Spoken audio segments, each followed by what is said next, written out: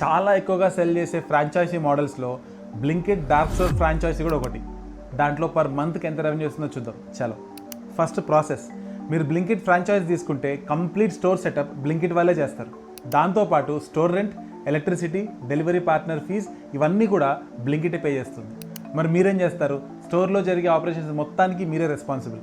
అంటే ఆర్డర్స్ని pack and pick చేయడం, దానికి అవసరమైన స్టాఫ్ మెంబర్స్ని హైర్ అండ్ ట్రైన్ చేయడం, ఇన్వెంటరీని ప్రాపర్గా మేనేజ్ చేయడం, ఇవి మీ రెస్పాన్సిబిలిటీస్. ఇప్పుడు ప్రాఫిట్ క్యాల్కులేషన్స్ చూద్దాం.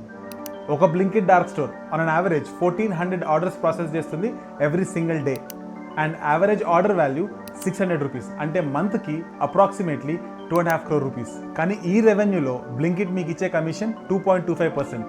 అంటే మంత్లీ అరౌండ్ 5.5 lakh రూపీస్ మీ కమిషన్ వస్తుంది. ఇప్పుడు ఎక్స్పెన్సెస్ చూద్దాం. ఒక బ్లింకిట్ డార్క్ స్టోర్ రన్ చేయడానికి మీకు మినిమం 15 స్టాఫ్ మెంబర్స్ కావాలి. దీంట్లో supervisors, store in-charges and managers కూడా ఉంటారు.